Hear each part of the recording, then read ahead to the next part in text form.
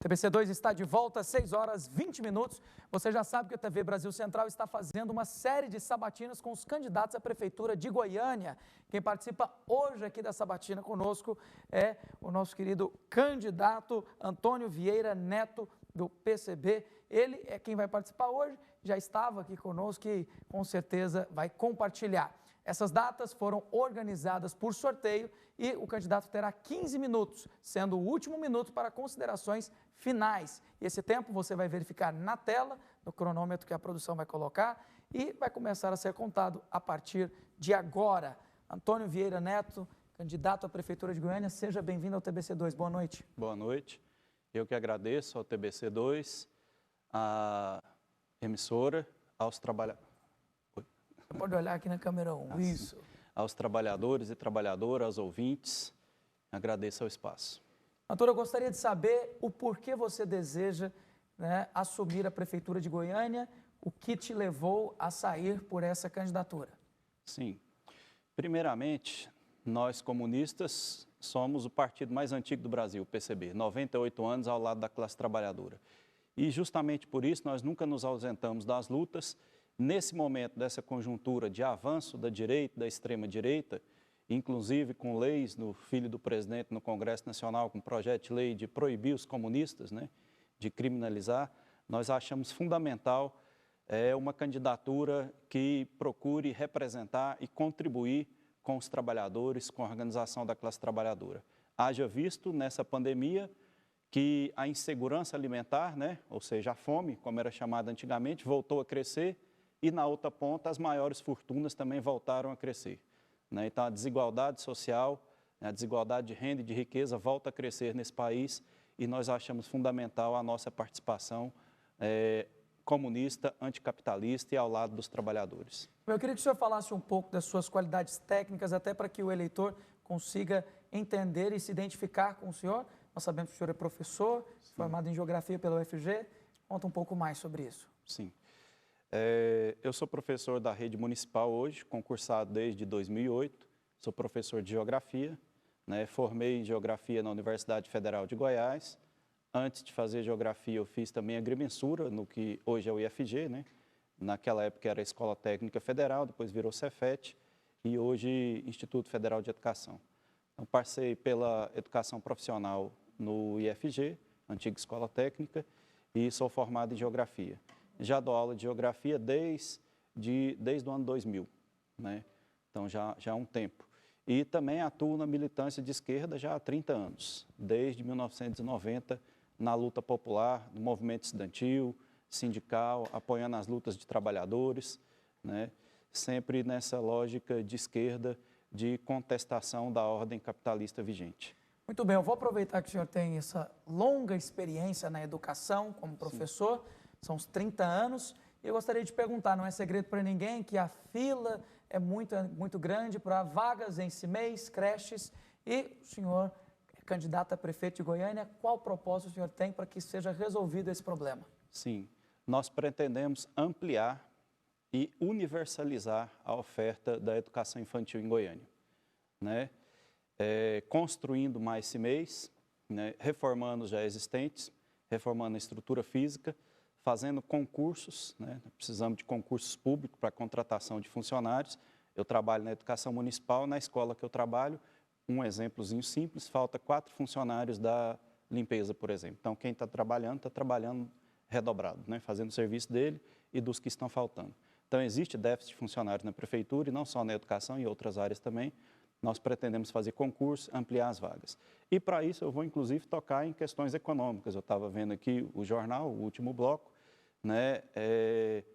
É impossível hoje a qualquer um dos 15 candidatos governar Goiânia se nós não discutirmos, ou não chamarmos uma discussão sobre o ajuste fiscal, sobre corte de gastos. Nós somos contra a emenda constitucional 95, sabemos, eu sei que eu estou tocando em questões federais, não são municipais, mas essa emenda congelou gastos por 20 anos, aprovada ainda na época do Temer. A reforma administrativa que está sendo discutida agora em Brasília, ela vai dificultar e muito concursos públicos. Então, essas medidas, mesmo sendo federais, é tema central no nosso programa comunista, nós comunistas do PCB, a questão do poder popular. Nós queremos criar canais de democracia direta, de participação direta da população, né? O poder hoje, ele fica na mão dos políticos e, no máximo, dos empresários, né? A relação do poder econômico, do poder do dinheiro com o poder político. Nós queremos superar essa lógica da democracia liberal representativa. Nós queremos distribuir, além da renda e da riqueza, nós queremos que haja distribuição também do poder. Então, chamam a maior participação popular. E o que é que isso tem a ver com a questão da educação que eu falei? Nós queremos chamar uma mobilização da população, através dessa ideia de poder popular, criar, por exemplo, um Conselho Popular de Educação, como nós também propomos Conselho Popular do Transporte, da Saúde, nas mais variadas áreas. Além de conselhos populares, assembleias populares por bairros, chamar mais referendos e plebiscitos. No Brasil, nos últimos anos, só teve praticamente aquele do presidencialismo e parlamentarismo, né? Então, chamar canais, criar formas de participação popular da democracia direta e, através desses canais, inclusive, questionar essa política atual vigente. Tanto no governo federal, né? Medidas ultraliberais de privatizações, de ataque aos direitos dos trabalhadores, corte de direitos, como reforma da Previdência, trabalhista, agora administrativa, como a nível estadual, como a nível municipal. Ou seja, nós estamos na contramão dessa hegemonia, dessa ordem liberal vigente. Nós somos uma candidatura comunista ao lado dos trabalhadores e contrária a essa lógica econômica, essa lógica macroeconômica que impera hoje em todas as esferas do Estado, estadual, municipal e federal. Muito bem. Candidato Antônio, eu gostaria de perguntar, você falou sobre o poder na mão dos empresários e nós sabemos que a renda e o emprego é algo que é preciso o prefeito fazer projetos para gerá-los aos goianienses. Sim. Então, caso eleito como prefeito de Goiânia, quais projetos o senhor tem nessa área para geração de renda e empregos? Nós já tínhamos um problema de desemprego grande, né?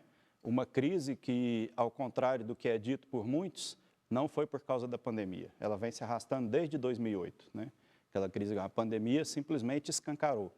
E o desemprego aumentou nessa situação especial, emergencial que nós vivemos da pandemia. Nós pretendemos, na nossa lógica popular, incentivar experiências de economia popular, por exemplo, para a retomada dos empregos. Um exemplo, os ambulantes ali na 44, em situação, e outros terceirizados, precarizados, em situação de subemprego, de trabalho informal, né? Nós pretendemos criar, por exemplo, cooperativas de trabalhadores, investir na economia popular, numa experiência de economia popular, através de cooperativas de trabalhadores, através da autogestão dos trabalhadores sobre o seu trabalho, que os próprios trabalhadores, ou seja, dessa forma nós não privilegiaremos parcerias com representantes do capital ou do grande capital, né, com o Sistema S, Senai, SESI, SEBRAE, FIEG, nós privilegiaremos, né, parcerias com a economia popular. E, no máximo, a pequena empresa, que nós sabemos que é o que gera a imensa maioria dos empregos nesse país.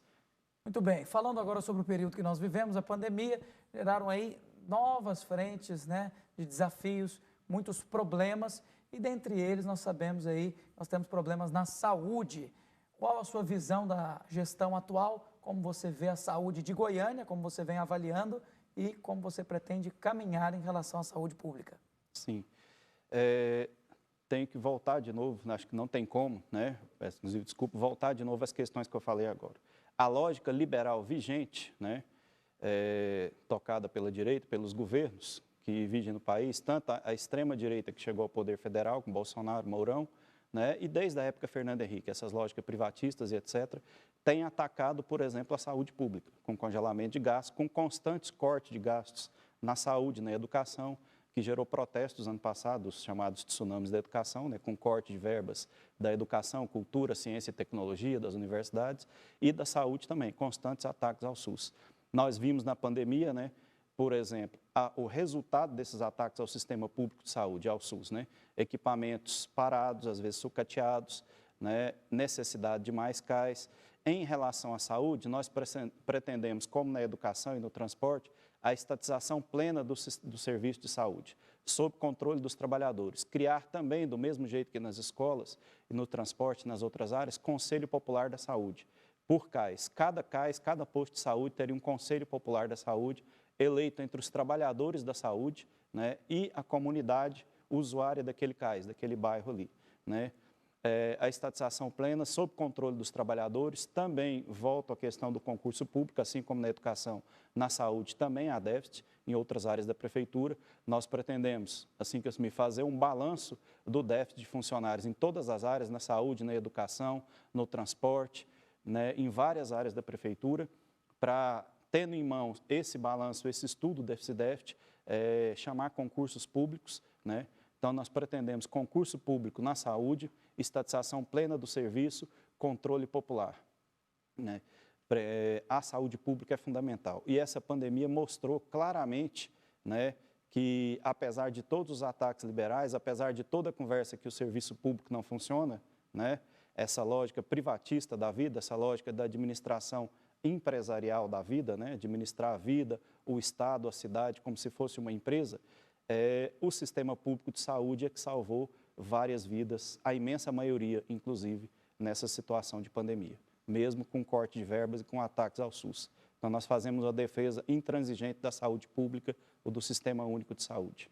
Muito bem, o senhor começou sua fala falando sobre o governo de extrema-direita, de Jair Bolsonaro, sim, e o senhor está há 30 anos na militância de esquerda comunista, o PCB.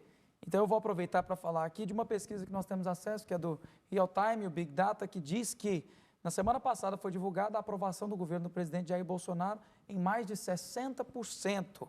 Então, ele é isolado, o líder de direita mais popular do país, e eu gostaria de saber como você pretende quebrar essa popularidade ou lidar com essa aprovação, que inclui também o estado de Goiás e a cidade de Goiânia. Sim.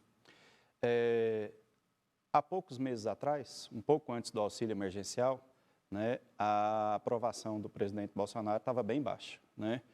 Nós sabemos que uma coisa que ajudou essa aprovação subir foi o auxílio emergencial. E é bom lembrar que, quanto a isso, o governo Bolsonaro e Guedes, é bom lembrar que a proposta deles era de R$200, né? Hoje o Congresso Nacional, em sua maioria, é conservador, a direita é a maioria, e por pressão da população, dos movimentos sociais e populares, nós conseguimos aumentar esse valor de R$200 e por pressão, inclusive, do Congresso, mesmo sendo a maioria de direita. Sabemos que a intenção e a lógica do governo, do Ministério da Economia, do Guedes, principalmente, era de um auxílio de R$200. E sabemos que isso impactou essa popularidade. Agora, a discutir essas questões de popularidade e as pesquisas, nós voltamos de novo à função da nossa candidatura. Talvez uma das funções principais é contribuir para uma organização autônoma dos trabalhadores, né? É buscar organizações de sindicatos, de lutas populares, movimentos sociais, de luta por moradia, sem teto, sem terra, né? É mais no interior de Goiás, o caso do sem terra, associações de moradores, ou seja, é chamar essa discussão com os movimentos populares e mostrar que o mundo, quem produz a riqueza é o trabalhador, e acaba que quem fica com os frutos dela é uma minoria privilegiada de capitalistas, né? Então, nós pretendemos chamar essa discussão e esse debate com a classe trabalhadora acerca das condições políticas do país, inclusive denunciando e combatendo essas posturas, relembrando as posturas fascistas colocadas por essa extrema-direita, tanto por Bolsonaro, bolsonaristas e outros grupos, como os ataques às mulheres, falas fascistas, né, falas racistas de ataques aos negros, quilombolas. Então, fazer toda essa discussão e denúncia também desse avanço fascista dessa extrema-direita. Muito bem, um problema que qualquer prefeito que resolver vai ter a inclinação do povo goianiense é o problema do transporte público. O que o senhor pretende fazer para incentivar a melhoria do transporte público e o uso dele? Sim. Transporte público é um gargalo em Goiânia já há um tempo, né? Foi feito em 2007 a última licitação e foi formada a Rede Metropolitana de Transporte Coletivo, esse consórcio, né, de empresas. Nós pretendemos, como outras áreas, a estatização plena do serviço de transportes, né? Fui questionado, inclusive, mas você vai romper contrato com as empresas? Sim, vamos romper. As empresas não têm cumprido a sua parte do contrato já há algum tempo. Haja vista a péssima qualidade do serviço de transporte, os ônibus vivem lotados, vivem chegando atrasado. A primeira grande contribuição nesse período de pandemia... Suas considerações finais, candidato. Fique à vontade, você pode continuar falando do tema. Sim. A primeira contribuição das empresas de transporte, assim que iniciou a pandemia, foi reduzir a frota de ônibus, né? Contribuindo para o não distanciamento social, né? E o vírus, ele é classista. porque o trabalhador tem que sair para trabalhar todo dia e não tem como se isolar dentro dos ônibus. Quem tem mais condições de isolamento é a classe média e os ricos, né? Então, nós pretendemos a estatização plena do serviço de transportes, sob controle popular, Conselho Popular do Transportes, passe livre estudantil, tarifa zero para os trabalhadores, para os mais necessitados, estudantes, né, com passe livre. Quem vai decidir sobre o transporte é o trabalhador, é a dona de casa, é quem usa o ônibus, é o pedreiro, a diarista, né? Nós queremos chamar essa discussão do poder popular, essa discussão do poder na mão dos trabalhadores, aí da estatização dos serviços, retirar essa discussão mercadológica dos serviços. Pelo poder popular, voto 21, um voto a favor dos trabalhadores. Muito obrigado, candidato. Essa foi a sabatina com Antônio Vieira Neto, do PCB, a Prefeitura de Goiânia. Obrigado pela entrevista.